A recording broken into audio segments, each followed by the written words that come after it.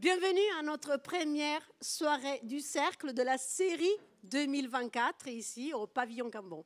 Bienvenue. En ce début d'année déjà bien chargé et bien complexe, ce soir, on a eu le souhait de vous proposer un voyage en dehors des sentiers battus. Un voyage dans le monde fascinant de l'e-sport, fascinant et aux multiples facettes. Vous verrez, on a des gens, des personnes qui viennent nous en parler vraiment avec leur tripes. Je vous laisserai découvrir. Mais vous savez, l'e-sport, ça ne se raconte pas. Donc il faut que j'arrête de parler. L'e-sport, il se joue, certes, et surtout, il se vit. Du coup, je vous propose de démarrer avec une immersion en vidéo.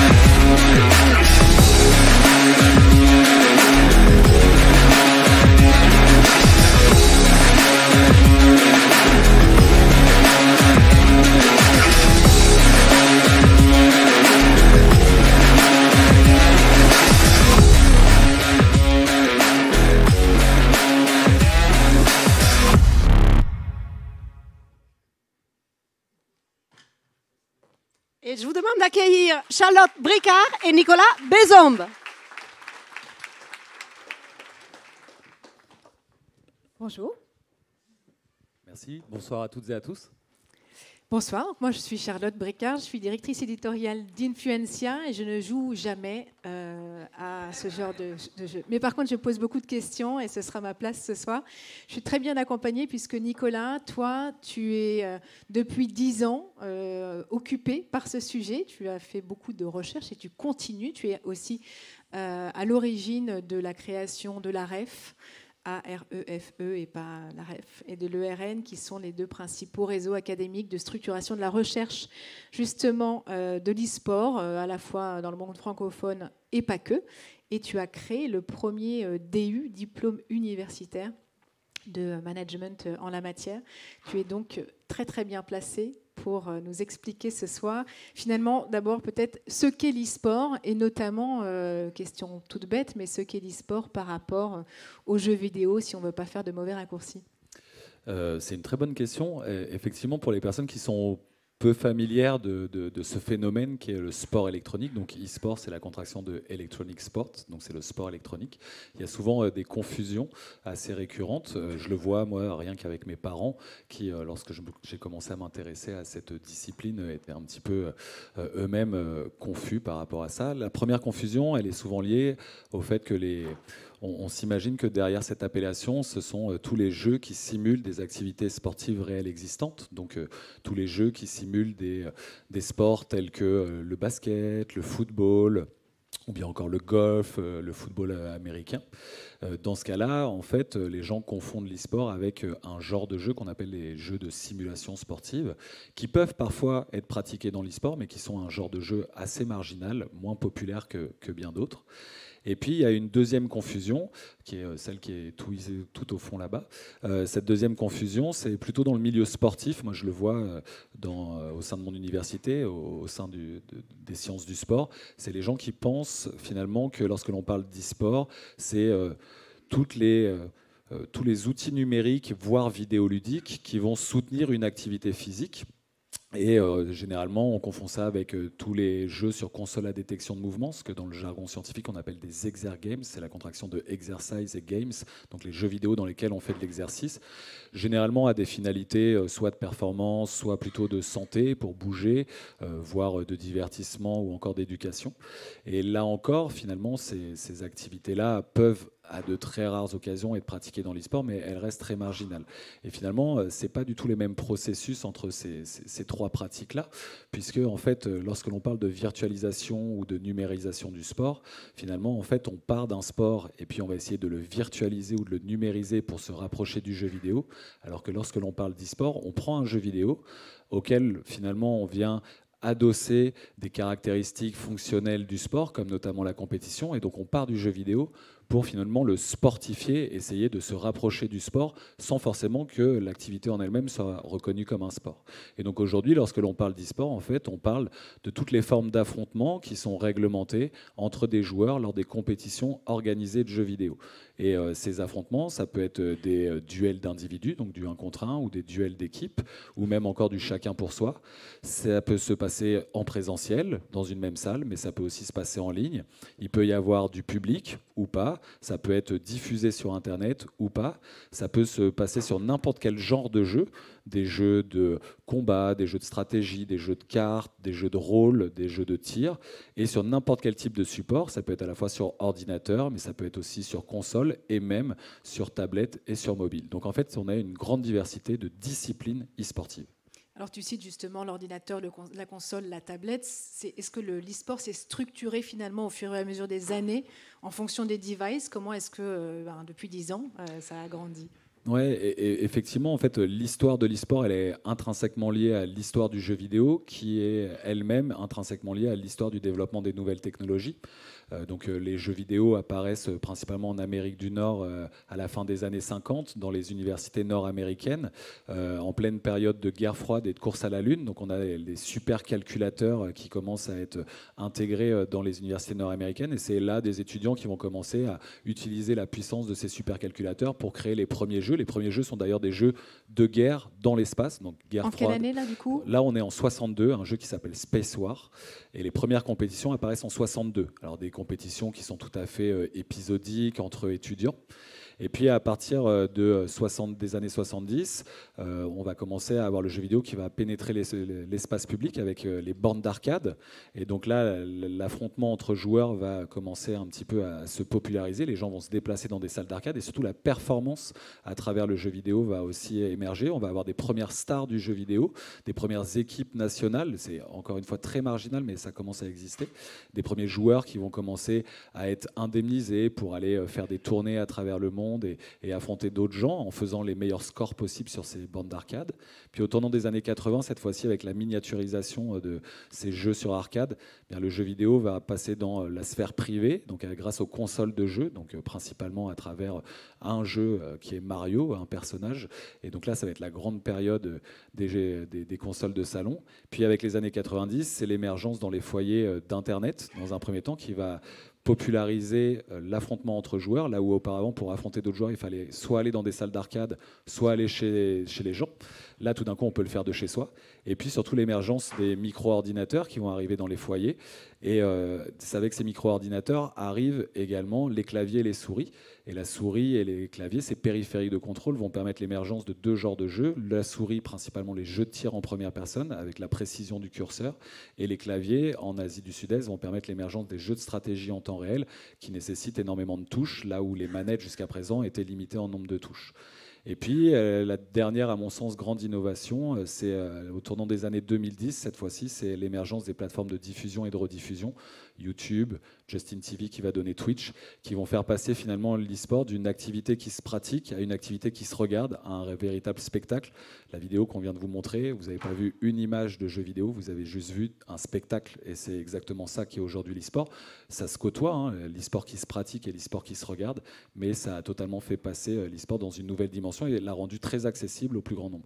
Alors là, tu nous as emmené droit en 2024. Maintenant, peut-être avant d'avoir une petite photo de ce que représente l'e-sport à date, dans la salle, est-ce qu'on peut avoir une idée de qui regarde ou qui joue ou a déjà joué, pratique un peu ce genre de sport? 1, 2, ah, ok. 2, 3, 4, 5. C'est pas mal. J'arrive pas à faire une proportion, mais c'est pas mal. C'est plus que ce que j'aurais imaginé. Bon, 2024, du coup, qu'est-ce qu'on retient comme chiffre clé? Parce qu'on en lit énormément, on sait qu'on touche une population assez impressionnante. Qu'est-ce que tu partages avec tes étudiants, par exemple, comme comme chiffre clé? Aujourd'hui, donc si je m'intéresse à l'e-sport en France, notamment, avant même de rentrer sur les aspects économiques, parce que moi ce qui m'intéresse c'est les pratiquants. Aujourd'hui on estime qu'il y a à peu près 2,5 millions de personnes qui en 2023 se sont inscrites à des compétitions de jeux vidéo au niveau amateur. C'est un chiffre qui a plus que doublé en l'espace de 6 ans. Donc c'est clairement une pratique qui est en croissance. De la même manière que des personnes qui regardent des compétitions de jeux vidéo, que ce soit en allant directement sur place ou bien sur Internet ou même parfois à la télé, même si c'est plus marginal. Aujourd'hui, on estime qu'il y a à peu près 10 millions de personnes en 2023 qui ont regardé au moins une compétition dans l'année. Ce chiffre, il a plus que doublé aussi sur la période des 6 dernières années. Donc on observe une certaine croissance. Au niveau économique, comme vous voyez là, alors c'est des chiffres qui datent de 2019, on n'a pas de données encore à date, mais il y en a qui devraient sortir cette année. Mais en 2019, on estimait que le marché de l'e-sport en France, c'était 50 millions d'euros, en excluant les éditeurs de jeux, répartis donc, entre à la fois les équipes, les producteurs et diffuseurs de compétition, les organisateurs de compétition, et puis ce qu'on appelle les acteurs multimaillons, c'est ceux qui font un petit peu tout, qui produisent, qui diffusent, qui ont peut-être des équipes aussi en leur sein ou des agences. Donc voilà un petit peu on va dire les grands acteurs qui participent à cette chaîne de valeur. Aujourd'hui, je pense qu'on est plus proche des 100-130 millions d'euros sur le marché en France. À l'échelle internationale, on estime que ce marché il est à peu près équivalent à 1,5 milliard. Alors dit comme ça ne veut pas dire grand-chose. Si on le compare au marché international du sport, le marché international du sport aujourd'hui, c'est environ 500 à 700 milliards. C'est-à-dire que l'e-sport aujourd'hui, ça reste quand même quelque chose qui est beaucoup plus petit que le marché en termes d'économie et d'industrie par rapport à celle du sport. C'est 1/500e ou 1/700e du marché du sport. Donc ça reste un secteur qui est très dynamique, qui croît régulièrement, même si aujourd'hui il est confronté à des défis avec la crise économique, avec la crise sanitaire qui ne lui a pas été forcément bénéfique, vu qu'on est sur beaucoup d'événementiel et que l'événementiel a souffert de manière générale pendant la crise sanitaire, mais qui suscite un réel engouement, qui n'est pas du tout un effet de mode. Il y a une vraie culture, il y a même des cultures e-sportives en fonction des genres de jeux, et avec donc des codes, des normes, des valeurs, mais même des jargons, surtout des jargons. Surtout des jargons qui se transmettent, et c'est ça aussi qui fait culture, c'est-à-dire qu'ils sont transmis de manière plus ou moins formelle entre les différentes communautés, et c'est ce qui en fait la richesse. Et finalement, depuis qu'il y a des jeux vidéo, il y a des gens qui ont cherché à performer dans ces jeux vidéo, à s'affronter, et tant qu'il y aura des jeux vidéo, il y aura toujours des gens qui chercheront à performer et à s'affronter à travers les jeux vidéo. D'où le DU qui est dédié à la performance, justement, en la matière que tu as créée. Peut-être, puisqu'on est en France sur cette slide, une idée du poids de la France et de la culture de l'e-sport en France. Est-ce que la France est une grande nation de l'e-sport, comme l'a dit la ministre des Sports à l'époque, l'été dernier, quand justement Team Vitality a remporté le majeur de Counter-Strike? On dirait que je connais quand je parle comme ça. La France est une belle nation d'e-sport. Après, on peut prendre plein d'indicateurs très différents, mais typiquement, par rapport aux gains financiers par les équipes et les joueurs, la France, elle se classe dans le top 10 des nations du monde à travers l'histoire. Elle est 3e au rang européen. Donc, clairement, il y a un joli palmarès. Aujourd'hui, sur tous les jeux qui peuvent être pratiqués de manière compétitive et tous les jeux majeurs, on a des champions français qui détiennent des titres de champion du monde, de champion d'Europe, même si on n'appelle pas tout à fait ça comme ça, mais c'est l'idée. On a vraiment des champions sur Counter-Strike, sur StarCraft, sur League of Legends, sur Rocket League, et beaucoup sont chez Vitality en plus pour la plupart. Donc c'est une réalité. Donc on a vraiment un très beau palmarès. Au-delà de ça, c'est que on a des politiques publiques qui sont mises en place en France. La France est assez pionnière. Il y a, c'est pas suffisant, mais 2 articles de loi qui encadrent la pratique et qui rendent la pratique légale sur le territoire français. Les joueurs professionnels peuvent bénéficier d'un statut de joueur professionnel de compétition de jeux vidéo, ce qui est assez unique à travers le monde. On a clairement une stratégie nationale qui est portée par deux ministères, le ministère du numérique et le ministère des Sports, qui vise à faire de la France l'un des leaders européens d'ici 2025. On s'en approche. On a un groupe d'études au sein de l'Assemblée nationale et du Sénat, donc au sein des parlementaires. Vous avez un comité olympique depuis l'année dernière également ? Alors, c'est pas tant qu'il y en a un comité olympique, c'est que les acteurs du mouvement sportif et du mouvement olympique s'intéressent fortement à l'e-sport et notamment eh bien, à la fois au niveau international à travers le CIO et au niveau français avec le CNOSF. Aujourd'hui, au CNOSF, il y a une vice-présidente, Sylvie Lemot, qui fait partie donc, de la Fédération française d'escrime, qui est la déléguée chargée de l'e-sport au sein du Comité national olympique du sport français. Donc il y a clairement un engouement à travers ça. Et puis au-delà de toutes ces politiques publiques qui peuvent être déployées, c'est que dans tout cet écosystème, et je parle bien d'écosystème parce que tous ces acteurs dont on parle, qui constituent la chaîne de valeur, sont tous interdépendants les uns des autres. On a finalement des acteurs français qui rayonnent à travers le monde. Je l'ai dit, on a des champions et des championnes françaises, bien évidemment, mais ces champions et ces championnes, ils sont encadrés par des équipes. On a des équipes qui aujourd'hui rayonnent au niveau international. Vitality, encore une fois. Ces équipes, elles jouent sur des jeux vidéo. Ces jeux vidéo, ils sont créés par des éditeurs, enfin par des développeurs qui les éditent. En France, Ubisoft fait partie des grands éditeurs à travers le monde, bien évidemment. Ces éditeurs organisent des compétitions. Ces compétitions, on en accueille toutes les années en France et des compétitions internationales. Il y a aussi des organisateurs d'événements comme Gozulting, Webedia qui participent aussi à faire rayonner rendre ça. Visible exactement. Un peu Et puis on a des investisseurs, on a des plateformes, on a plein de fournisseurs de services et ce qui fait de fait que aujourd'hui on est extrêmement regardé à travers le monde pour cet écosystème français qui est particulièrement dynamique, auquel s'ajoute tout l'écosystème amateur. On a plus de 2000 associations sur le territoire français qui sont plus ou moins actives, mais voilà, 2,5 millions de compétiteurs, 2000 associations et des athlètes ou des e-sportifs et des e-sportifs qui performent au plus haut niveau. Derrière moi, on voit une slide sur un certain nombre de jeux. Tout à l'heure, tu citais Mario. Ouais. Jusque-là, ça allait. Aujourd'hui, les jeux les plus populaires, ceux auxquels on joue le plus, quels sont-ils ? Alors, quand on parle de popularité dans un sport, c'est facile à évaluer parce qu'on parle de nombre de pratiquants, on parle de nombre de licenciés au sein d'une fédération, et puis on parle d'audience lors des grandes compétitions internationales. Aujourd'hui, dans le sport certainement le plus populaire planétairement, c'est le football. Des pratiquants dans tous les pays du monde, des fédérations dans tous les pays du monde et l'une des 3 plus grosses audiences sportives chaque année. Dans l'e-sport, c'est plus délicat parce qu'on a du mal à savoir combien il y a de gens qui jouent, combien il y a de gens qui participent à des compétitions. Les audiences, si dans certains pays on arrive à les récolter, dans d'autres c'est plus délicat. Mais aujourd'hui, en prenant le nombre de joueurs actifs mensuellement, en prenant les gains qui sont distribués chaque année sur ces compétitions, en prenant le nombre d'heures qui sont regardées de ces compétitions, le nombre de chaînes sur les plateformes de diffusion qui les diffusent, on peut essayer de calculer un indice de popularité qui est là pour le coup très orienté sur les jeux PC et plutôt en Occident, donc c'est forcément une lunette parmi finalement un plus grand ensemble, mais le jeu le plus populaire à travers le monde aujourd'hui, c'est un jeu de stratégie en temps réel collectif, ce qu'on appelle des MOBA pour Multiplayer Online Battle Arena. C'est un jeu qui s'appelle League of Legends. En gros, c'est du 5 contre 5. Chaque joueur joue un personnage et les parties durent entre 20 et 40 minutes. Le but étant de détruire finalement la base de l'adversaire en faisant des rotations sur le terrain, en prenant des avantages à la fois économiques mais aussi numéraires, comme on pourrait trouver dans des sports collectifs. Un autre jeu aussi qui est extrêmement apprécié, et finalement vous allez le voir, ça fait partie aussi des jeux historiques de l'e-sport, c'est les jeux de tir, parce que ce sont des jeux qui mettent énormément en lumière et en valeur l'expertise motrice de ces joueurs, puisque ça se joue beaucoup sur des temps de réaction très très fins et finalement des mouvements très très précis de la main qui contrôle la souris. Et donc parmi ces jeux de tir, historiquement c'était beaucoup Counter-Strike, CSGO, donc Global Offensive, qui est une des itérations de ce jeu-là.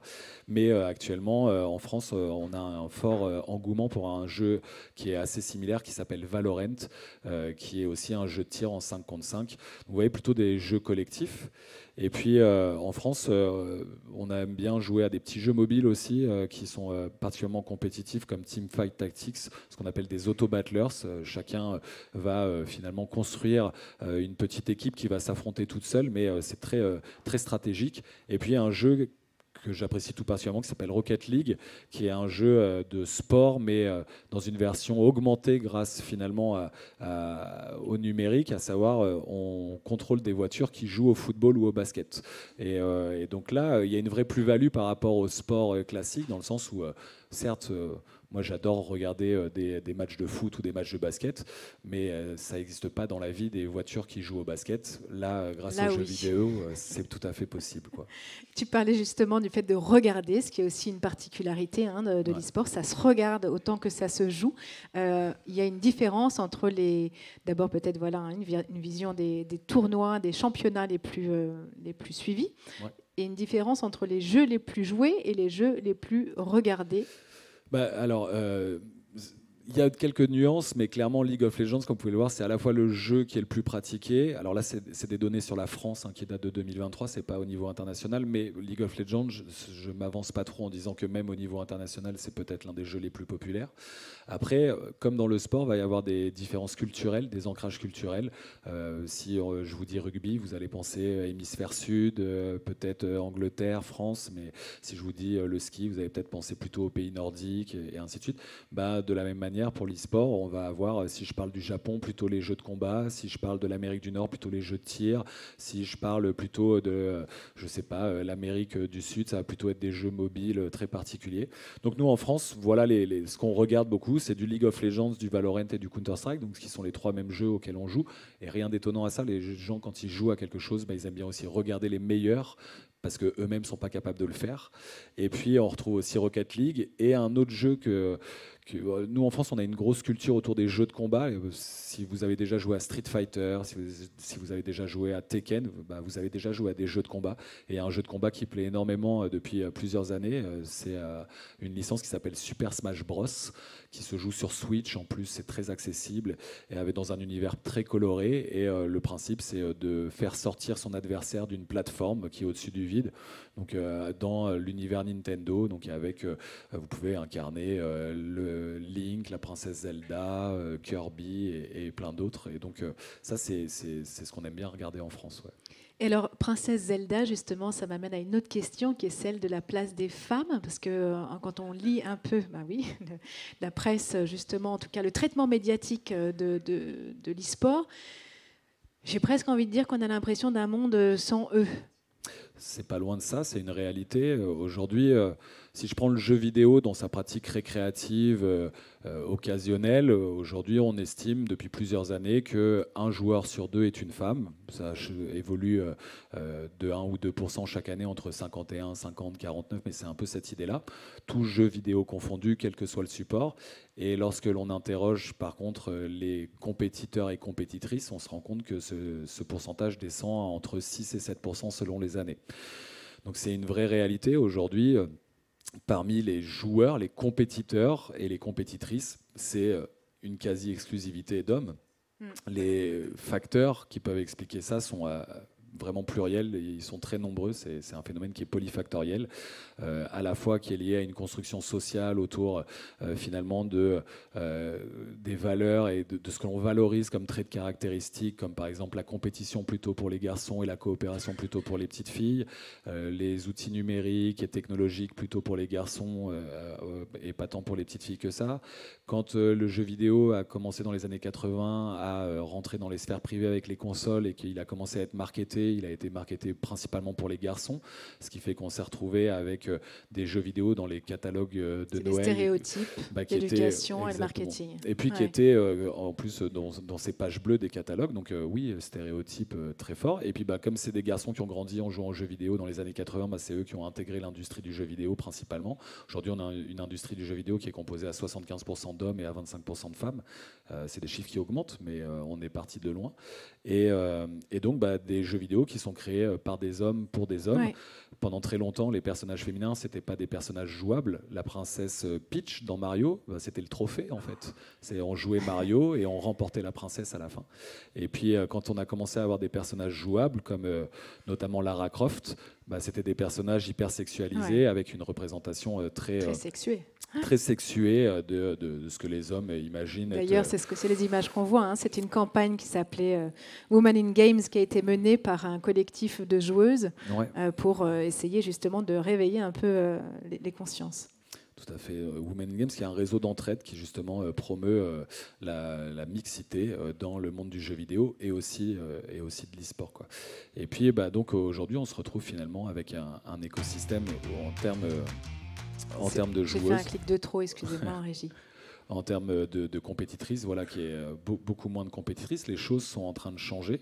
En tout cas, il y a beaucoup de dispositifs, c'est-à-dire il y a eu une vraie prise de conscience de la part du secteur et de cet écosystème pour essayer de faire évoluer les choses. Donc il y a beaucoup d'initiatives actuellement qui sont mises en place, qui sont extrêmement pertinentes et dont il faudra suivre les retombées, mais la réalité c'est que ce sont des évolutions qui vont prendre beaucoup de temps parce qu'on ne déconstruit pas des décennies de construction sociale en l'espace de quelques années. Et donc voilà. Et donc à ce titre-là, ce sera intéressant de voir surtout sur les générations précédentes, sur les générations futures, l'impact que ça aura. Mais voilà, moi je suis le papa d'une petite fille. J'espère qu'elle aura tout à fait sa place dans ce secteur, à la fois en tant que compétitrice ou dans tous les autres métiers qui finalement composent ce secteur, que ce soit en tant que coach, en tant que commentatrice, en tant que dirigeante de Vitality. Bref, il y a plein de possibilités et là aussi il y a plein d'efforts à faire.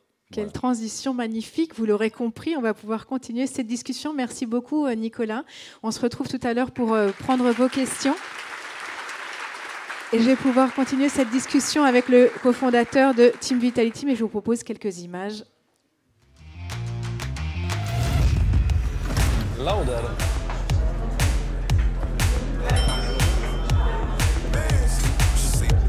Listen up today. Genre ce mec est meilleur que moi là. Et on a chez nos fuckers. C'est les cartes plus sur les côtés. T'es qui toi? Ok les gars, j'espère que vous êtes chauds ce soir. C'est mardi, c'est mardi. Putain, t'as entendu ce qu'il a dit? Chouette. Yeah. Come on.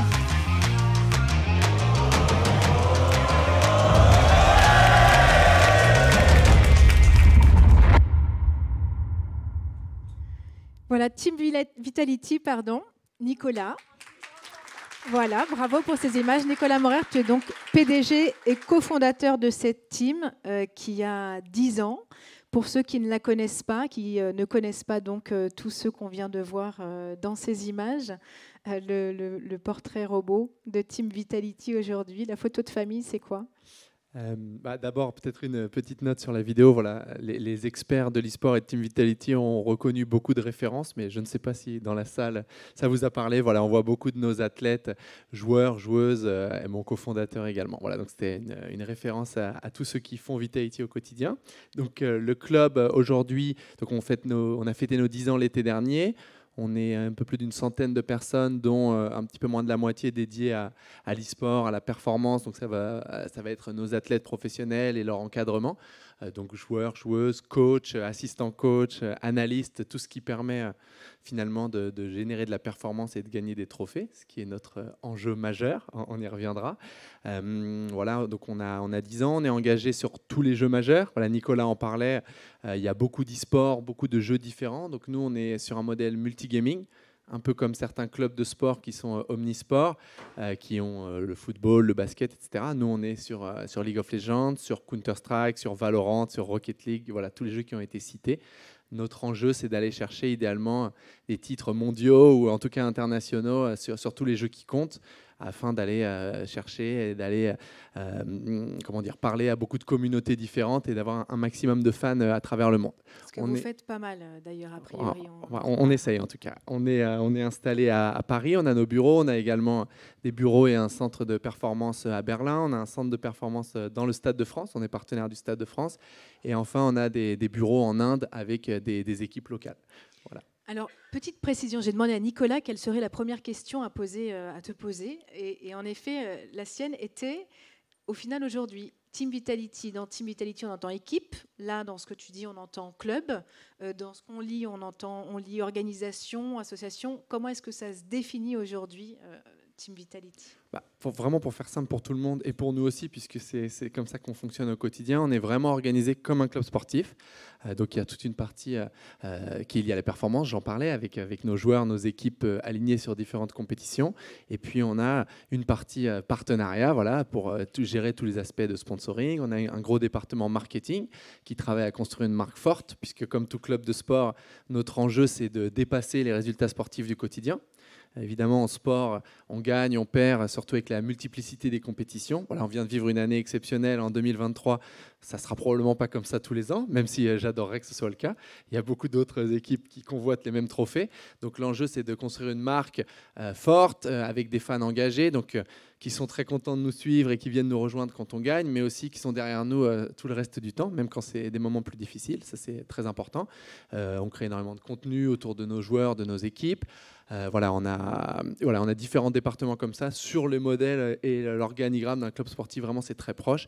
La différence majeure, c'est que nos joueurs ne sont pas en train de courir derrière un ballon, ils sont derrière un ordinateur, mais foncièrement, tout le reste de notre organisation fonctionne de la même manière. Alors, 2023 a été une année un peu dingue. En effet, c'était aussi l'année des 10 ans. Quel bilan vous avez tiré finalement 10 ans après le début de tout ça ? D'abord, pour prendre quelque chose de très frais, on a été élu organisation. Voilà, on parlait de ce mot, ou club e-sport de l'année mondialement, aux e-sport awards qui sont les Oscars de notre industrie. Donc ça, forcément, pour nos 10 ans, c'est une récompense magnifique. On est parti, à 2 associés il y a 10 ans, pas dans un garage pour prendre la mythologie Silicon Valley, mais dans un petit bureau. Et on est devenu en 10 ans la meilleure équipe mondiale. Alors ça ne veut pas dire qu'on est numéro 1 et qu'on le sera tous les ans, mais en tout cas, on est facilement dans le top 10 mondial quand on regarde les différents indicateurs de performance, de croissance, de taille de la société. Donc c'est évidemment une grande réussite. Ça s'est passé en surfant cette année sur des résultats incroyables. Le major de Counter-Strike, là c'est une photo de Rocket League, on a également été champion du monde sur Rocket League, donc c'est 2 des titres majeurs de l'e-sport la même année. C'est assez incroyable. Le major de Counter-Strike, c'était à l'Accor Arena, devant 12 000 personnes, dont une bonne partie en maillot Vitality, avec des joueurs français, un public français, un club français qui soulève son trophée à la maison. C'est notre France 98. Moi qui ai grandi avec, j'avais 12 ans en 98, donc on a un peu fait la même chose. Bon, chacun l'appréciera à une valeur différente selon sa passion pour la discipline, mais pour nous, c'est notre équivalent. Donc c'est une année incroyable et qui vient récompenser un projet hyper ambitieux. Dès le début, on a voulu jouer les premiers rôles internationalement. Quand beaucoup en France essayaient de faire leurs petits projets, nous, on s'est dit à beaucoup d'étapes de notre vie entrepreneuriale, on prend beaucoup de risques, ça passe ou ça casse. Alors, c'était possible en début d'aventure parce qu'on n'avait pas d'employés ou peu et on pouvait prendre beaucoup de risques. Mais en tout cas, on a plusieurs fois été all-in, pour se dire, soit on prend cette étape-là, ce virage pour devenir un très grand, soit ça ne marche pas et tant pis, on fera autre chose. Mais et on a toujours eu cette ambition et les paris successifs ont payé. Et on est là et on est la locomotive de l'e-sport français, on en est très fiers. Alors les principaux défis à relever, peut-être entre le début et aujourd'hui ? Aujourd'hui, le défi principal, c'est la question de la pérennité du modèle économique sur le long terme. L'e-sport a été porté depuis 2017-2018 par une énorme vague d'investissement. On a beaucoup d'investisseurs, notamment du monde du sport, qui ont vu un nouvel Eldorado dans l'e-sport, qui ont investi beaucoup, et en partie chez nous, mais dans beaucoup d'autres clubs. Nous, à date, on a levé plus de 50 millions d'euros, donc c'est assez significatif, dans l'idée de construire l'un des grands clubs e-sport mondiaux de demain. Et quand l'écosystème sera pérennisé, stabilisé, avec des revenus à la hauteur des attentes et de la croissance que l'on attend de cet écosystème, si on est l'un des acteurs majeurs, les investisseurs auront un retour sur leur prise de risque. Sauf que beaucoup d'investisseurs sont rentrés avec une vision court-termiste, et notamment les investisseurs américains. Et finalement, l'e-sport voit une belle croissance constante, mais pas exponentielle. Donc, sur les fondamentaux de notre discipline, la croissance des revenus, de l'audience, on avance une croissance à 2 chiffres chaque année, tout se passe très bien. Mais quand des investisseurs ont mis des dizaines de millions pour sortir 5 ans après, certains ont été déçus. Et aujourd'hui, on a un peu un contre-coup de cette époque-là. Et il faut qu'on trouve des nouveaux modèles qui ne sont pas dépendants de l'afflux de capital et des levées de fonds successives. C'est un sujet qui dépasse l'e-sport. On a pu le voir dans la tech aussi, par exemple, où finalement, il y a un petit changement de paradigme. On n'est plus forcément sur la croissance à tout prix, on est aussi sur les fondamentaux de l'économie. Et nous, on doit apprendre à vivre et manœuvrer dans cet univers-là, tout en gardant notre ambition d'être un leader mondial. C'est là qu'est la vraie difficulté, parce que finalement, aller à l'équilibre financier, il me suffit de couper des dépenses et ça ne sera pas très difficile à court terme, mais à moyen terme, ça va endommager notre marque. Et nous, on veut être le champion mondial, donc ce n'est pas possible. Donc il faut garder le degré d'ambition d'un leader mondial tout en ayant une discipline et une rigueur et un modèle économique qui fonctionne. Et aujourd'hui, il n'est pas encore complètement trouvé, mais on est dans la bonne direction puisque nous, on doit être profitable enfin à l'horizon 2025. Et je dirais que c'est le challenge principal du secteur. Alors justement, cette année, vous avez commencé l'année en vous félicitant d'avoir 14 partenaires fidèles pour certains, nouveaux pour d'autres. Vous les citerez mieux que moi, mais qu'est-ce qu'on apprend finalement du profil, de la typologie des sponsors aujourd'hui de Team Vitality par rapport à justement la croissance de ce marché ? D'abord, je dirais que c'est très important pour nous, comme pour tout club sportif, mais d'avoir des partenaires engagés sur la durée qui nous suivent, parce que notre économie est en partie dépendante des partenariats, et plus que dans le sport traditionnel en proportion, puisqu'on n'a pas la manne financière des droits médias du sport traditionnel. L'essentiel de la diffusion de l'e-sport se fait sur Twitch de manière gratuite. Donc, d'une part, ce n'est pas sur des canaux payants, et d'autre part, il n'y a pas vraiment de concurrence des diffuseurs, ce qui fait qu'on n'est pas dans une économie où il y a des droits médias mirobolants. Et donc, il faut trouver d'autres modèles. Et le partenariat, le sponsoring, est une composante essentielle de notre modèle économique. Et pour les partenaires, pour les marques, il y a une évidence à venir s'associer au gaming en général et à l'e-sport en particulier, c'est qu'on est hyper fort pour toucher des audiences très jeunes et connectées. Et on sait que ces audiences-là sont difficiles à aller chercher sur des canaux plus traditionnels. C'est pour ça qu'il y a beaucoup des investissements de toute façon qui se réorientent progressivement, historiquement, de la télévision et maintenant de plus en plus sur le digital. Et l'e-sport là-dedans, c'est l'un des canaux majeurs pour toucher ces audiences-là. Et non seulement les toucher en nombre, mais aussi qualitativement, puisque quand on a des fans engagés qui suivent le club au quotidien, et bien évidemment, on crée une relation forte avec eux. Et de ce point de vue-là, les marques associées à Vitality ont une image extrêmement positive auprès de nos audiences. Et sur la typologie des partenaires qui viennent dans l'e-sport, je dirais qu'il y en a 2 principales. Historiquement, il y a ce qu'on appelle les partenaires endémiques. C'est les marques expertes du gaming qui vendent des ordinateurs, des souris, des claviers. Pour ces marques-là, c'est une évidence. Il faut toucher ces audiences-là en permanence. Elles connaissent l'écosystème e-sport, elles connaissent les équipes, elles sont là depuis longtemps. Donc ça, c'est une partie de nos partenaires qui est là depuis longtemps. Et de plus en plus progressivement, on voit arriver des marques beaucoup plus institutionnelles. Voilà, pour citer par exemple, chez Vitality, on en a plusieurs. Et on a notamment par exemple le Crédit Agricole, qui est un partenaire qu'on n'aurait pas imaginé dans l'e-sport il y a 5 ans. Par exemple, et en fait, on comprend bien que ces marques-là ont perçu depuis un moment l'intérêt de s'associer à l'e-sport, mais sont aujourd'hui capables d'appuyer sur le bouton et de dire voilà, c'est pertinent d'aller investir sur un club, je comprends quelles audiences je vais toucher, je vois que je m'associe à un club qui a le niveau de professionnalisme d'un club de sport traditionnel. Voilà, l'enjeu est évident et maintenant, ces marques-là sont capables de venir investir et de venir se commettre sur la longueur, sur plusieurs années, pour devenir partenaire de Vitality, raconter des histoires avec nous sur les enjeux évidemment d'image, d'audience et aussi sur certains on va dire, enjeux spécifiques à leur marque. On peut par exemple travailler avec certains partenaires les sujets de formation ou les sujets de mixité, par exemple avec Crédit Agricole et également avec Aldi. On va travailler ce sujet de la place des femmes dans l'e-sport avec notre équipe League of Legends des Rising Bees.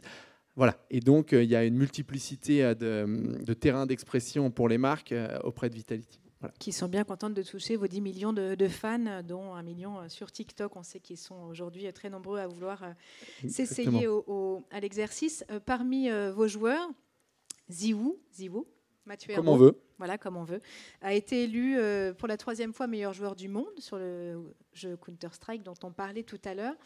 On parle d'un prodige de l'e-sport. Qu'est-ce que c'est qu'un prodige de l'e-sport aujourd'hui ?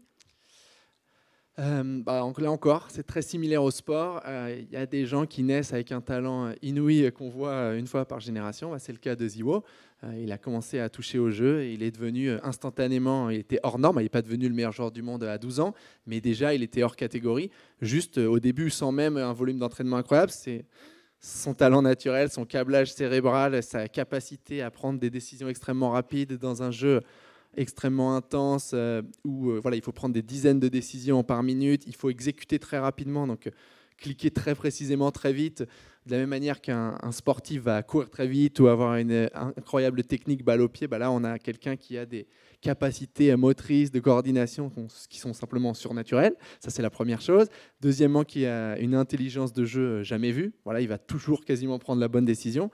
Dans des jeux, encore une fois, où ça se passe en une fraction de seconde, c'est juste complètement irréel. Et puis, on rajoute à ça derrière un vrai professionnel qui va avoir une charge de travail impressionnante, qui est capable de continuer à s'entraîner au plus haut niveau en permanence. Donc voilà, c'est un phénomène. Des phénomènes comme ça existe. Ce qui est important, c'est bien sûr de les détecter, idéalement de les signer chez nous. Dans le cas de Ziwo, c'est ce qu'on a fait puisqu'on était sa première équipe à haut niveau professionnel, après qu'il ait passé son bac, puisque sa mère était très claire sur ce sujet. Donc il ne pouvait pas passer en pro sur Counter-Strike avant d'avoir le bac. Donc on l'a signé juste après. Et après, notre enjeu à nous, c'était comment on permet à un tel talent de grandir, d'éclore et d'être de manière constante le meilleur joueur du monde. Donc avec quel encadrement, quelles infrastructures, quelles ressources autour de lui, comment on le protège pour qu'il ne cède pas face à la pression médiatique, parce que là encore on retrouve les codes du sport, là malheureusement je le dirais, puisque les fans vont être incroyablement versatiles et changeants selon ce qui se passe. Un jour ils vont dire qu'on est la meilleure équipe du monde, le lendemain qu'on est les pires. Là on vient de perdre un tournoi important sur Counter-Strike, donc si je lis sur les réseaux sociaux, on est vraiment des personnes, je ne citerai pas les mots employés, et puis demain quand on gagnera un prochain tournoi ce sera l'inverse. Il faut protéger les joueurs de ça, leur expliquer qu'il faut prendre le recul nécessaire, les protéger de toutes les sollicitations qui existent. Également, c'est quelqu'un, Ziwo, qui gagne énormément d'argent pour son âge. Là, sur les salaires de joueurs sur Counter-Strike, pour les meilleurs joueurs du monde, on va dépasser plusieurs millions d'euros par an quand on cumule leur salaire et les gains en tournoi. Donc évidemment, quand ça arrive à moins de 20 ans, on peut péter les plombs. Donc à nous aussi, en tant qu'organisation, de bien entourer nos joueurs. Mais on a tout simplement une pépite, un talent rarement vu. Et vos joueurs, vous les accompagnez? Là, on parle nous, non, mais en tout cas, il est question de cybersécurité beaucoup lors de ces assises. Vous accompagnez vos joueurs dans les risques auxquels ils peuvent justement faire face? On essaye de les accompagner sur un scope assez large, puisque en réalité, les joueurs professionnels d'e-sport, très souvent, il manque une étape qu'on connaît dans le sport traditionnel, qui est celle du centre de formation, où ils vont être détectés très jeunes, et ils vont passer plusieurs années en centre de formation, où ils vont non seulement, il va y avoir une sélection des meilleurs d'année en année, mais ils vont apprendre un petit peu tout ce qui est inhérent au sport pro, tout ce qui va avec la discipline d'un professionnel, le rythme de vie, les sollicitations, les dangers, etc. Et donc ça dure plusieurs années avant de signer les premiers contrats pro. En e-sport, très souvent, on a des gens qui sont extrêmement talentueux. Et si je caricature au maximum, ils sont dans leur chambre en train de jouer à un jeu vidéo et de s'amuser. Et puis ils vont se rendre compte qu'ils sont de plus en plus forts, ils montent de plus en plus les échelons du jeu, et puis ils vont signer un contrat pro. Et boum, sans transition quasiment. Donc là, oui, il y a beaucoup d'enjeux d'accompagnement de nos joueurs. Encore une fois, les protéger des réseaux, leur apprendre un petit peu la vie, tout simplement, parce que ils sortent du cocon, entre guillemets, sur les questions de cybersécurité, de piratage en général. Nous, on les accompagne avec, on va dire, nos ressources internes. On a différentes ressources sur tous les sujets, que ce soit média training, cybersécurité et autres. Mais je pense que ça va être un enjeu grandissant avec l'exposition constante de l'e-sport en général, des équipes et des joueurs, ou peut-être qu'il faudra qu'on s'équipe encore plus sur ces sujets-là, et peut-être qu'on ne le fasse pas tout seul aussi, ce qui est peut-être un des enjeux pour le futur. Parce qu'actuellement, c'est le cas. Oui, on a des ressources en interne sur ce sujet-là, et je pense qu'on le gère bien à notre niveau, mais au fur et à mesure que l'exposition augmente, l'appétit certainement de personnes malveillantes va avec, donc à suivre. Le risque majeur, c'est quoi? C'est le piratage des gros tournois? Alors là, sur la question du piratage des gros tournois, je dirais que nous, on fait confiance dans nos partenaires qui sont les éditeurs de jeux qui organisent ces tournois, ou les organisateurs de tournois, parfois c'est des sociétés tierces, eux, vivent avec ce risque-là et s'en prémunissent. Il y a eu historiquement beaucoup d'attaques DDoS, par exemple, pendant les tournois. Aujourd'hui, je dirais que c'est plutôt bien géré. Moi, d'une certaine manière, je ne suis pas expert et je fais confiance dans ces gens qui organisent. C'est leur métier. Notre métier, c'est d'amener nos joueurs à ce tournoi-là et d'être en condition de pouvoir performer. Mais oui, je pense qu'il y a véritablement des enjeux. Et après, il y a les enjeux également qui sont un petit peu différents sur la question de la triche, qui sont encore des enjeux finalement pour les organisateurs de tournois et les éditeurs. C'est de s'assurer que la compétition est équitable. À très haut niveau, dans une arène de 20 000 personnes, avec des joueurs qui sont extrêmement surveillés, des ordinateurs totalement surveillés, des admins, il y a plusieurs arbitres et admins derrière les joueurs, la question se pose assez peu. Là où elle pourrait se poser, c'est sur des plus petites compétitions en ligne, de la même manière qu'il y a les risques inhérents au paris sportif. Mais exactement comme dans le paris sportif, le risque de triche et de trucage est très faible quand on est tout en haut, puisque finalement il y a assez peu d'enjeux financiers et d'intérêt pour les joueurs à venir se poser ces questions-là. Mais dès qu'on va descendre en 3e division moldave de foot ou en compétition amateur de Counter-Strike, je ne sais où, peut-être que là les questions peuvent se poser. Mais du coup, nous, ça nous concerne assez peu. Ok.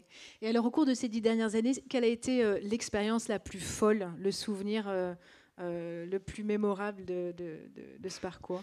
Du coup, je suis un peu obligé de me répéter, j'en suis désolé, mais c'est vrai que dans l'e-sport, il y a, on va dire, historiquement 3 titres majeurs, l'équivalent de la Coupe du Monde de football, c'est les Worlds de League of Legends, donc le championnat du monde une fois par an. Malheureusement, aucune équipe européenne ne l'a gagné depuis 12 ans, alors, depuis la première version des Worlds, donc ça sera compliqué de soulever ce trophée un jour, pourquoi pas. Il y a The International sur Dota 2, mais ce n'est pas un jeu sur lequel on est présent, c'est un jeu qui est très fort en Asie et en Europe de l'Est. Et il y a le Major de Counter-Strike, donc c'était l'une des cases à cocher et celle qu'on voulait quand on s'est lancé dans cette aventure-là. On l'a fait à la maison avec notre joueur légendaire Ziwo, avec tous nos fans devant nous qui avaient la larme à l'œil et le maillot Vitality dans une arène incroyable. Ça va être dur de dépasser ça. Et alors, pour peut-être terminer par le commencement, qu'est-ce qui, il y a 10 ans, vous a donné envie à tous les deux de vous lancer là-dedans? Comment est-ce que vous êtes arrivés à monter Team Vitality? Mais sur la jeunesse du projet, c'est assez marrant parce que donc, Fabien, mon associé, lui, a été dans l'e-sport depuis encore plus longtemps. Peut-être ça fait 15 ans. À une époque où l'e-sport, c'était vraiment de briques et de broc et c'était des joueurs qui partaient avec leur baluchon faire une compétition en faisant du stop à la limite pour aller gagner 3 sous. Et donc Fabien était là-dedans depuis le début. Il avait créé 2 associations. Il s'est débrouillé là-dedans. Et quand je l'ai rencontré, donc c'était en 2012, ça commençait à exploser avec l'avènement de Twitch, diffuseur du jeu vidéo, diffuseur du gaming et de l'e-sport, avec aussi le gaming qui devenait de plus en plus gros sur YouTube, et les créateurs de contenu gaming, et aussi League of Legends qui a été le jeu moteur de l'e-sport. Donc c'était vraiment un moment charnière. Et moi, via Fabien, dans notre ancienne vie, on travaillait dans l'audiovisuel, j'ai découvert son univers et son hobby. Et en fait, moi, je suis passionné et de sport et de jeux vidéo, et j'ai découvert un univers incroyable qui bouillonnait, et surtout des gens, des fans qui vivaient pour ça et dont je n'avais aucune idée, parce que en fait, c'était un petit peu comme un couvercle à soulever. Si on ne va pas voir ce qui se passe, on n'en a aucune idée. Mais dès que j'ai pu aller à des compétitions que Fabien m'a emmené, j'ai vu un niveau de passion assez incroyable, et je me suis dit, waouh, il y a quelque chose qui va se passer dans cet univers-là. Et c'est comme ça qu'on a ensuite, après plusieurs étapes, pris la décision de se lancer. Ok, super. Merci beaucoup, Nicolas, pour ce partage d'expérience. Avec plaisir. Je vous propose qu'on réinvite Nicolas Bézombe, si tu veux nous rejoindre, et qu'on puisse justement prendre vos questions et profiter de votre présence à tous les deux pour en savoir un peu plus. Je ne sais pas si jamais il y a un micro qui circule ou si je me lève et je vais prendre les questions comme elles viennent. Je peux me lever, comme ça ce sera plus vivant. Pour commencer, peut-être Nicolas, vous voulez vous poser une question mutuellement ? Oui, alors quand c'est que tu remets à jour certaines de tes slides que je connais depuis longtemps, et là je ne les ai pas trouvées très 2024. C'est un travail de longue haleine, forcément. Non, mais c'est une bonne question parce que c'est un écosystème qui bouge très vite. C'est aussi ça la réalité de ce secteur-là. En l'espace de quelques mois, finalement, tout peut vite évoluer et tous les acteurs peuvent être impactés. Et donc, ça nécessite une veille assez constante. Et donc, remettre à jour tous les supports de présentation n'est pas toujours évident, quoi. Je te taquine, mais c'est vrai que d'ailleurs, sur ce que tu dis, voilà, le fait qu'on soit là depuis 10 ans, dans certains univers, c'est finalement une étape qui n'est pas incroyable, mais pour nous, on a vu des dizaines de nouveaux clubs arriver, plein d'ambitions, et puis finalement se cracher et disparaître de la scène. On a vu énormément de choses et on a vu l'écosystème changer du tout au tout. Donc en effet, on est assez fiers d'avoir passé ce cap-là. Qui veut prendre la première question? Allez. Je commence par devant. Merci. Moi, j'ai une question un peu philosophique. C'était pour savoir si, est-ce que, comme Mario, vous pensez que ce qui ne nous tue pas nous rend plus petits? Merci beaucoup. Il faudra se présenter à chaque fois, comme ça on a une question. J'en ai le souffle coupé. Je ne sais pas quoi répondre, mais c'était une belle analogie vidéoludique. Il faut finir par une chanson, là, je crois. Je ne saurais pas quoi Mais répondre. comme Mario, on peut voilà, rebondir et repartir voilà, sur la compétition suivante. Cela dit, c'est une bonne analogie sportive parce que même après 10 ans, on subit toujours autant les défaites émotionnellement. Mais la beauté de l'e-sport, c'est qu'une compétition chasse l'autre et que voilà, on a des périodes compliquées où les défaites s'enchaînent et après ça repart très vite. Donc voilà, comme Mario, il faut on a des hauts commencer et des bas, petit pour petit et finir grand. très grand. Voilà. Puis manger des champignons. Il y a une question devant. Si, allez-y, ça va marcher. Ça va pas marcher.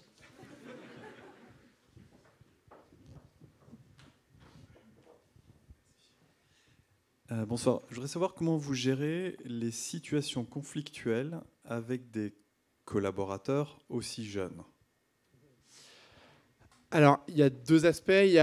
Quand on parle de nos collaborateurs, il y a le staff de Vitality de manière générale hors e-sport, où là, on est une boîte, tout ce qu'il y a de plus classique, oui, plutôt jeune, mais finalement avec des têtes bien faites qui sortent d'école, qui vont travailler au marketing chez nous, au partenariat. Et là, on a une mission classique voilà, de bien accompagner nos collaborateurs, de bien les gérer, de créer un environnement et on va dire un travail collectif. Là, je dirais que ça se passe plutôt bien, même s'il y a toujours des situations à gérer. Par contre, en effet, côté e-sport, là, on a des très jeunes joueurs, joueuses également, qui n'ont pas du tout les réflexes du monde de l'entreprise. Et donc, je dirais que ça a bien changé parce que quand on est arrivé dans l'e-sport, on avait une ancienne génération de joueurs qui avaient grandi dans l'e-sport, qui avaient acquis un statut, gagné des titres, dans un monde complètement désorganisé, déstructuré. Et finalement, leurs règles et leur façon de faire, ils ne comprenaient pas pourquoi il fallait les chambouler et professionnaliser l'écosystème. Donc quand on a commencé à implémenter des régimes d'entraînement beaucoup plus stricts, beaucoup plus cadrés, on s'est heurté à des gens qui disaient « bah oui, mais moi j'ai gagné tel titre, et toi t'es qui ?» en quelque sorte. Et ce n'était pas facile de répondre à cette question. Il fallait avoir la conviction qu'on voulait professionnaliser cet écosystème, mettre des choses en place qui allaient in fine générer plus de performances de manière plus prévisible et que cette construction de long terme, cet accompagnement avec des personnes qui venaient notamment du monde du sport, avec différents experts, allait nous permettre de franchir un cap. Donc cette génération-là initiale d'e-sportifs a été très dure à gérer. On s'est beaucoup pris le bec, ça a été compliqué. Il y en a simplement certains joueurs avec lesquels on a renoncé. On a dit, sportivement, tu es incroyable, mais tu n'as pas la vision qui va dans le projet, on préfère passer à autre chose. Et on se quitte en bonne intelligence. Donc, il y a eu parfois des choix difficiles à faire.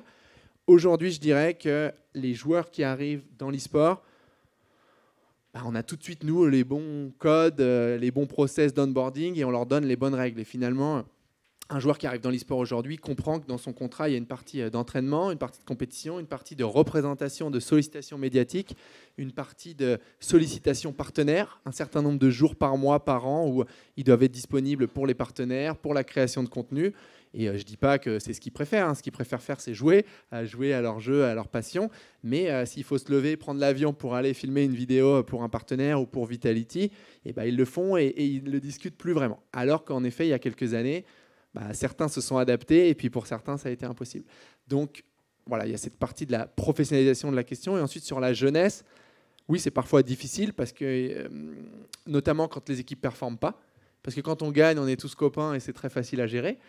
Dès que ça commence à ne pas performer, eh ben, quand on n'a pas la maturité de se remettre soi en question, et c'est souvent le cas quand on est jeune, c'est toujours la faute du coéquipier qui n'est pas au niveau, qui ne s'entraîne pas assez, qui a pris les mauvaises décisions dans un match. Ouais, là, c'est difficile, ça crée beaucoup de situations de conflit. On le voit notamment sur les jeux comme Rocket League, où la moyenne d'âge des joueurs, c'est 16-18, on va dire.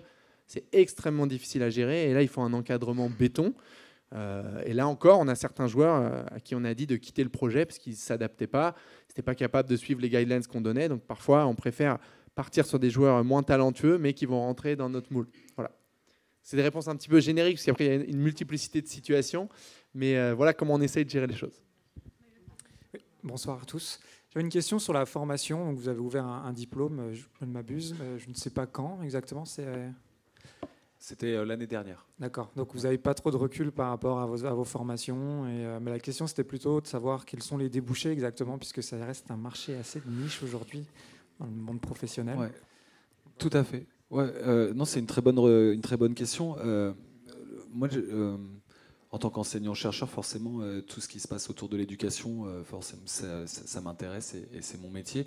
Aujourd'hui, dans l'e-sport, historiquement, c'est plutôt l'enseignement supérieur privé qui s'est le premier intéressé à mettre en place des formations sur le secteur, sans vraiment trop savoir qu'elle déjà n'avait pas spécialement identifié les métiers qui constituaient ce secteur. Donc il y avait des formations qui existaient mais qui ne savaient pas vraiment à quoi elles formaient. Et donc forcément, si elles ne savent pas vraiment à quoi elles forment, de fait, les contenus pédagogiques ne sont pas forcément très adaptés. Aujourd'hui, c'est en train de, là aussi, se professionnaliser, se structurer.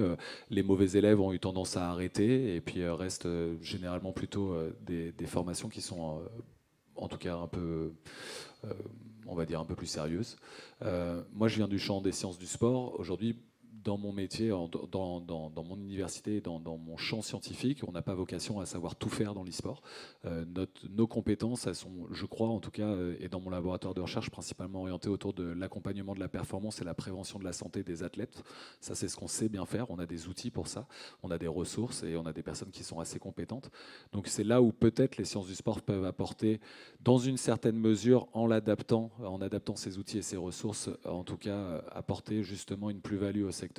Et donc moi j'ai fait le choix de ne faire que ce que je sais faire, à savoir ça, et donc de créer une formation qui est un diplôme universitaire qui est très court, qui est plutôt pas de la formation initiale mais plutôt de la formation continue, qui est dédiée en l'occurrence plutôt à des gens qui travaillent déjà dans le secteur et qui veulent valoriser les compétences qu'ils ont déjà développées avec un diplôme ou alors acquérir de nouveaux outils pour le faire.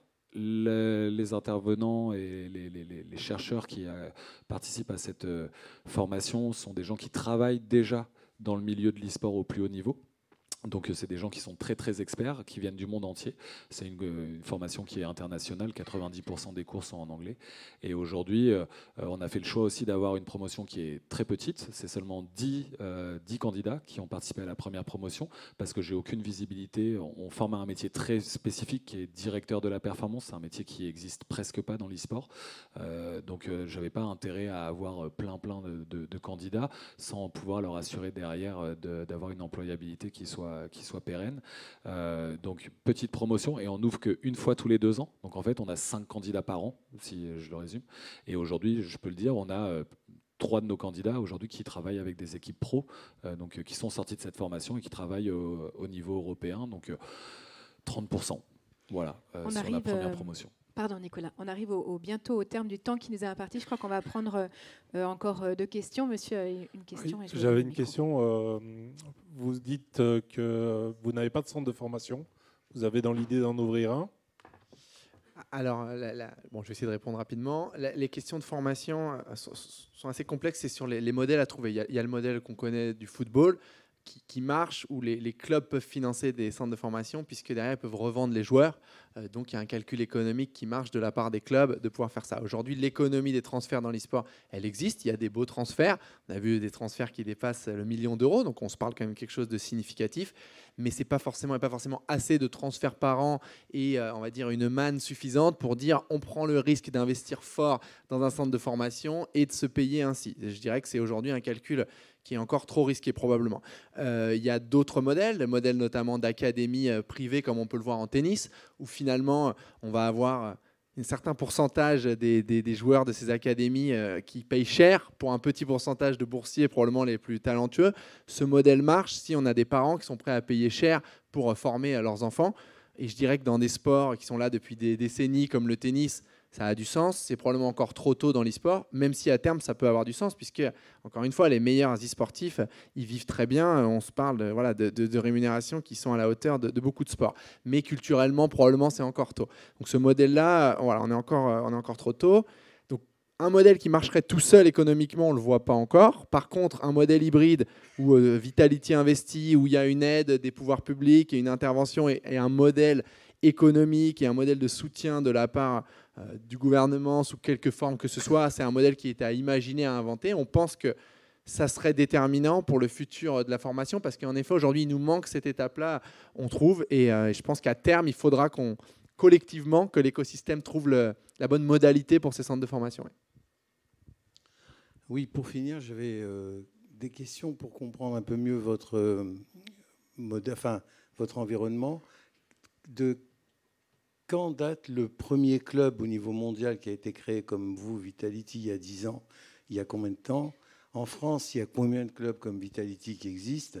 Et est-ce que ces gens-là sont aujourd'hui sponsorisés par des clubs on parlait de football, enfin des clubs de football qui sponsorisent des clubs comme vous. Voilà. Alors, sur la question historique, je te laisserai répondre, tu seras meilleur que moi.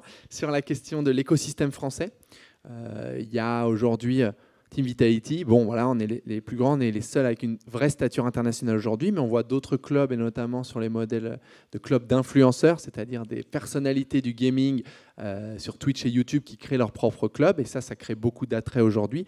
Donc en dessous de Vitality, on va dire qu'on a 2-3 clubs importants qui commencent à avoir une belle stature et à grandir internationalement.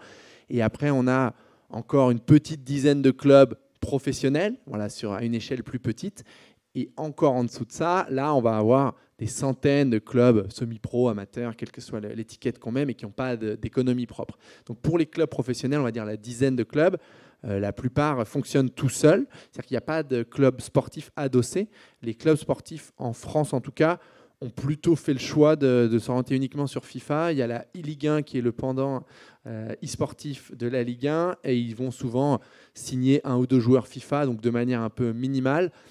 Et ce qu'on peut voir, c'est qu'il y a assez peu de compréhension de la part des décideurs du sport français ou du foot français envers l'e-sport. C'est probablement générationnel et ça aura tendance à changer, mais aujourd'hui, il n'y a pas forcément un énorme investissement de la part des clubs de sport français, alors qu'à l'inverse, aux États-Unis, on a vu énormément de propriétaires de franchises qui ont par exemple un club de basket, un club de baseball, ajouter l'e-sport à leur portfolio de clubs sur une logique de vieillissement des audiences, notamment par exemple en football américain, en baseball, c'est des marchés énormes, des audiences énormes, mais qui sont très vieillissantes. Et l'e-sport là-dedans permet de se dire comment ils ont un coup d'avance pour aller parler aux audiences du futur. Voilà, donc très différent ce qui se passe en Europe et aux États-Unis. Et sur la question historique des premiers clubs, tu sauras mieux que moi. Je parlerai de l'Europe que je connais le mieux, je ne me risquerai pas sur l'Asie, mais les premiers clubs européens, SK en Allemagne et Team Liquid en Hollande, ont 14 et 15 ans respectivement. Donc Vitality fait clairement partie des pionniers au niveau européen. Ce qui est intéressant pour aller dans ce que vous racontiez aussi sur la bulle, peut-être, ou le moment un peu particulier de l'e-sport aujourd'hui, c'est de voir qu'il y a des clubs historiques, et notamment LDLC qui était un des clubs les plus connus, qui a fermé boutique, je ne sais pas si on dit comme ça, alors même qu'on parlait de l'explosion de ce marché. Oui, mais là, c'était un exemple. C'est un club qui était donc adossé à la marque LDLC et au club de foot à l'OL. Et à un moment, ça a été regardé par les décisionnaires sur un angle purement financier, et le club LDLC-OL ne trouvait pas son modèle, il n'était pas autosuffisant. Et donc, soit il y a 2 choix à faire, soit on se dit « Ok, j'investis pour le futur ». C'est la logique de nos investisseurs et de ceux de beaucoup de clubs à stature internationale. Voilà, on investit, on construit le club du futur dans un marché qui va arriver à maturité et on en tirera les bénéfices plus tard dans le temps. Soit on dit soit on n'y croit pas, soit on pense que ça prendra trop de temps ou trop d'argent, et on dit ok, on ferme boutique. C'est ce qui s'est passé dans le cas d'LDLC. LDLC. On me dit qu'on a encore 5 minutes. En fait, je ne savais pas. On a du rap. Voilà, tant mieux. Il y a encore des questions. Non. Vous avez un micro, allez-y. Je ne sais pas si on m'entend. Oui. Bonsoir. J'entends beaucoup parler de performance, et dans les sports traditionnels, en tout cas les sports collectifs, pour justement mesurer cette performance et l'améliorer, on fait beaucoup d'analyses de data. Donc, est-ce que c'est quelque chose que vous allez mettre en place, enfin, qui est mis en place dans le e-sport? Et est-ce que c'est quelque chose qui va être de plus en plus valorisé pour les clubs et pour les joueurs? Alors, je dirais que c'est assez contre-intuitif de se dire qu'on est plutôt en retard sur le sport, sur la data, alors qu'on est digital native, que notre terrain d'expression, c'est le jeu vidéo, c'est les ordinateurs. On pourrait se dire qu'on a un coup d'avance là-dessus. Finalement, pour des raisons économiques, les clubs, pendant pas mal d'années, qui ont bénéficié de beaucoup d'investissements, ont beaucoup investi sur les talents. Pour gagner et créer une marque forte, il faut d'abord les meilleurs joueurs. Alors, ça ne suffit pas, et probablement, c'est intelligent de construire pour les 20 ans à venir, mais quand on est dans une économie de résultats et d'impact du court terme, c'est difficile de prendre ce type de décision. Donc, finalement, pendant pas mal d'années, les clubs ont pas forcément investi sur ces projets de long terme. Et aujourd'hui, c'est en train de changer, notamment avec évidemment Vitality, mais beaucoup d'autres top clubs.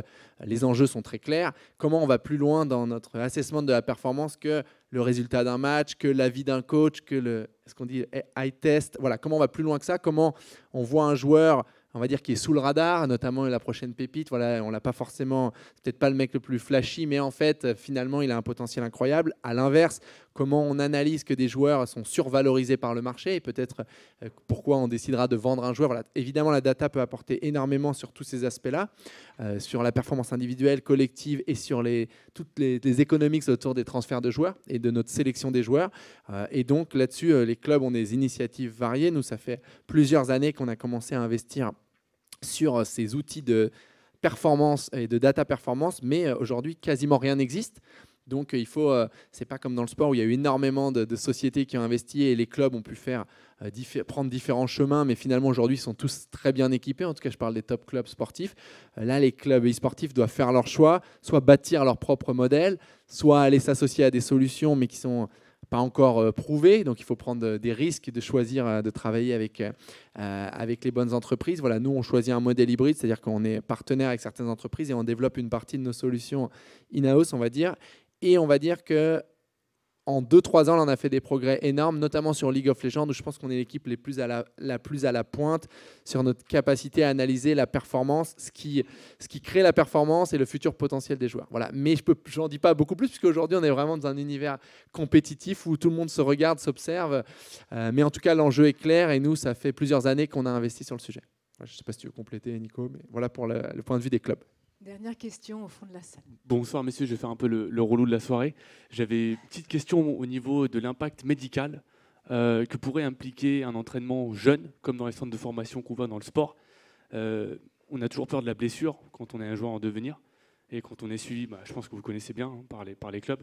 Est-ce qu'aujourd'hui, dans le monde de l'e-sport, on a des analyses médicales qui confirment ou infirment de risques pour le développement du cerveau lorsqu'on s'entraîne beaucoup ou à des heures tardives? Voilà, désolé.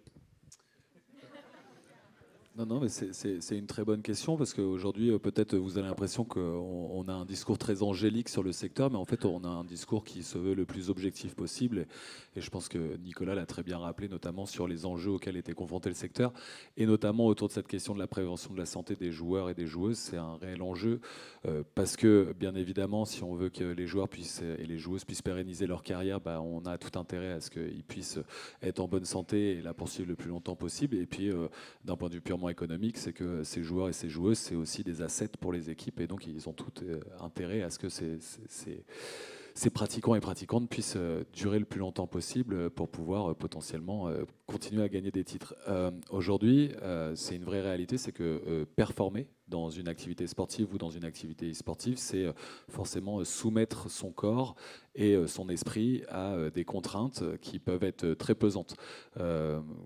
Aujourd'hui, d'un point de vue purement physique, on a des joueurs qui, très jeunes, vont passer énormément de temps à s'entraîner, plusieurs heures par jour, plusieurs jours par semaine, plusieurs semaines par mois et par an. Et donc, de fait, ils vont sursolliciter différentes chaînes musculaires de leur corps, différentes articulations qui sont principalement au niveau du haut du corps et des membres supérieurs, mais qui peuvent s'apparenter à ce que quelqu'un dans la bureautique aurait eu, en tout cas ferait au bout de 40 ans de bureautique. Et donc on se retrouve avec des joueurs et des joueuses qui, c'est beaucoup moins le cas aujourd'hui parce que on prenait beaucoup moins en compte la santé des joueurs il y a encore 4-5 ans. Aujourd'hui, pour le coup, il y a vraiment des progrès qui ont été faits, mais on s'est retrouvé avec des joueurs qui, à 21-22 ans, se retrouvaient avec des pathologies, des troubles musculo-squelettiques ou des troubles posturaux que finalement on retrouvait chez des gens qui avaient 40 ans ou 45 ans de bureautique derrière eux.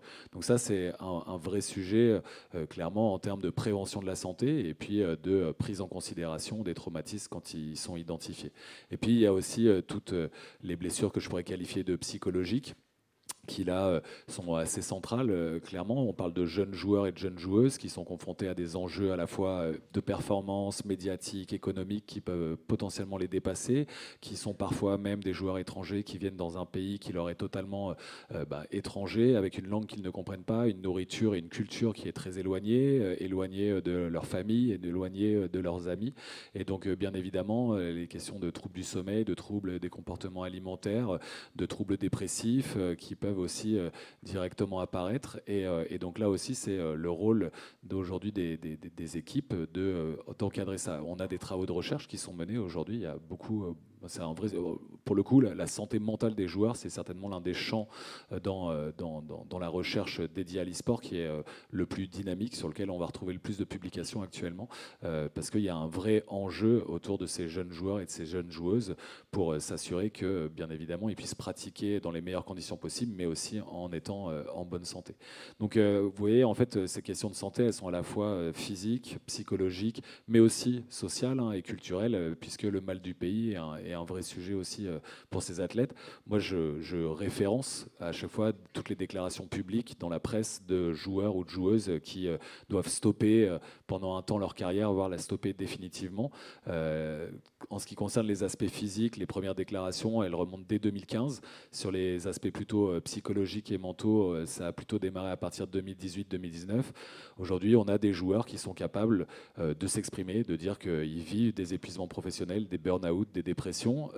C'est déjà trop tard, mais au moins c'est toujours une bonne chose d'avoir ces témoignages qui peuvent permettre d'éveiller finalement le reste du secteur et les autres pratiquants et pratiquantes. Et surtout, ce qui devient intéressant, c'est quand ce sont les clubs eux-mêmes qui sont capables d'identifier les premiers symptômes et les premiers stimuli auprès de leurs joueurs et de leurs joueuses et de dire attends, là maintenant c'est le moment où il faut faire une pause, il faut que tu rentres chez toi, il faut que tu ailles voir ta famille, tes parents et tout va bien se passer, on va t'accompagner par rapport à ça. On a des professionnels, des spécialistes qui sont là aussi pour t'accompagner dans cette démarche-là. Et quand tout ira mieux, on reprendra et on t'assure de notre soutien. C'est aussi ça les enjeux à l'avenir maintenant.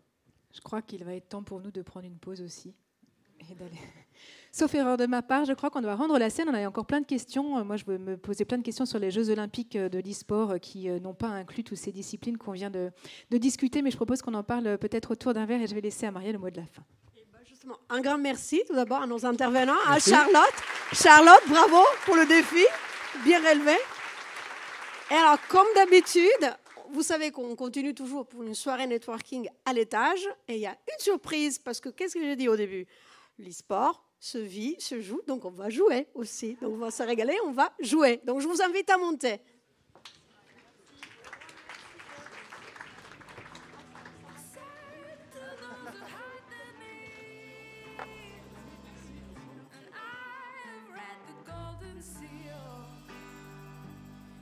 Tales of how the seedlings feel.